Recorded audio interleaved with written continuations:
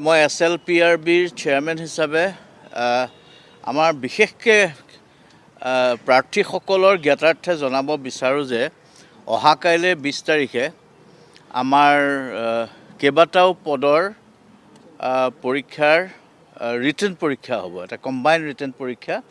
পদকেইটাৰ বিৰুদ্ধে যিকেইটা qualification criteria আছিলে এইকেইটা পদৰ কোৱালিফিকেশ্যন ক্ৰাইটেৰিয়া একেই আছিলে। গতিকে যেহেতু একেই কোৱালিফিকেশ্যন ক্ৰাইটেৰিয়া আমি আটাইকেইটাৰ কাৰণে এটা কম্বাইন ৰিটেন পৰীক্ষা পাতিছোঁ, লিখিত পৰীক্ষা। আৰু এইটো অহা কাইলৈ হ'ব আৰম্ভ। নিৰ্ধাৰিত সময়তকৈ কমেও 1.5 ঘণ্টা আগতে মই প্ৰাৰ্থীসকলক হাজিৰ হ'বলৈ অনুৰোধ কৰিছোঁ, কাৰণ তাত কিছুমান ফৰ্মেলিটিজ আছে, আনুষ্ঠানিকতা আছে, সেইখিনি কৰিব। আৰু আগতে 1.5 ঘণ্টা আগতে পাবহি লাগে। তেখেতলোকে ইতিমধ্যে এডমিট কাৰ্ড ডাউনলোড কৰিছে, সকলোৱে অনলাইন তেওঁলোকে ডাউনলোড কৰি লৈছে। আৰু আনিবলৈ কি দিয়া হ'ব সেইটো কথা এডমিট কাৰ্ডত উল্লেখ আছে। যিকেইটা বস্তু উল্লেখ কৰা আছে আনিবলৈ দিয়া হ'ব, সেইকেইটা বস্তু বাদে বেলেগ বস্তু আনিলে দায়িত্বটো তেওঁলোকৰ হ'ব। যদিহে চিৰিয়াছ কিবা আমি পাওঁ তেতিয়াহ'লে আমি কানুনী ব্যৱস্থা ল'ব লাগিব।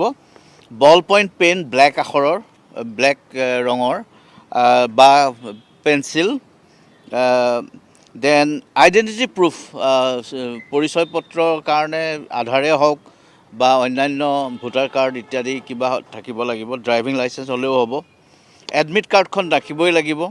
পাহৰিলোঁ বুলি যাতে এডমিট কাৰ্ড কোনেও নকয়, কাৰণ বঞ্চিত হৈ যাব। এটা ৱাটাৰ বটল, পানীৰ বটল এটা তেওঁক দিয়া হ'ব আনিবলৈ।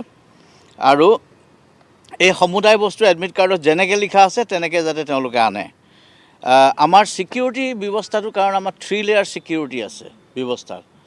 প্ৰতিটো 15টা জিলাত এই পৰীক্ষাখিনি হ'ব।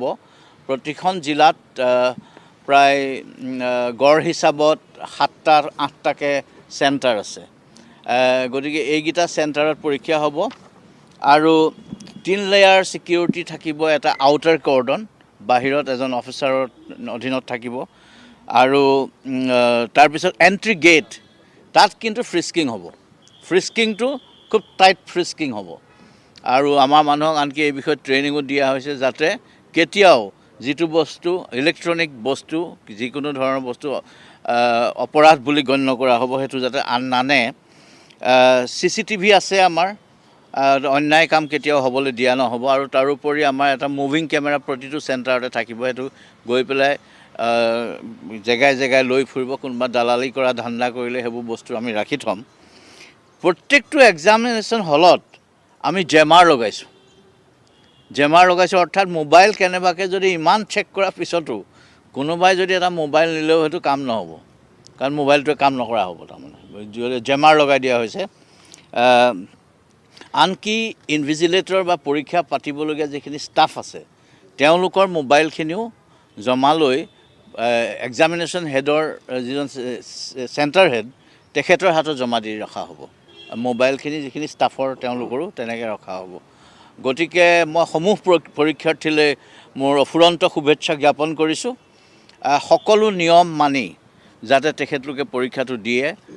এটা কথা, ইটছ জিৰ' টলাৰেঞ্চ ইছ্যু। আৰু আমাৰ পৰীক্ষা আয়োজকেই হওক, পৰীক্ষাৰ্থীয়ে হওক বা তেওঁলোকৰ অভিভাৱকেই হওক, তেওঁলোকৰ যিকোনো ব্যক্তিয়ে যদি কিবা গণ্ডগোলীয়া কাম কৰাৰ দূৰৰ পৰাও কিবা এটা চিন্তা কৰিছে, সেইটো এতিয়াই বাদ দিয়ক সেইবোৰ চিন্তা, কাৰণ কোনো অন্যায়ৰ স্ক'পো নাই। বেইমানি কৰোঁ বুলি ক'লে বেইমানি কৰিবও নোৱাৰিব। আৰু ধৰা পৰিলে কানুনী ব্যৱস্থা গম পাইছেই, কানুনী ব্যৱস্থা কিমান ষ্ট্ৰং আজিকালি, সেইখিনি হ'ব। গতিকে অনুগ্ৰহ কৰি কোনেও যাতে বেয়া চিন্তা নকৰে, ভালকৈ পঢ়া শুনা কৰি মেলি ভালকৈ পৰীক্ষাটো দিয়ক। আমাৰ এইটো 9,017টা পৰীক্ষাটো সেৱা, মানে পৰীক্ষা প্ৰশ্ন কটা, প্ৰশ্ন চপোৱা, এইখিনি সেৱাই গোটেইখিনি কৰিছে। কিন্তু আমি জইণ্টলি অৰ্গেনাইজ কৰিছোঁ। আমাৰ superintendent of police of the district is the chairman of the examination committee, আৰু সেৱাৰ এজন ৰিপ্ৰেজেণ্টেটিভ তাত কনভিনৰ, আৰু এটা টীম তাত দিয়া হৈছে, য'ত পুলিচো আছে, সেৱাও আছে বা অন্যান্য ডিপাৰ্টমেণ্টৰ মানুহো আছে।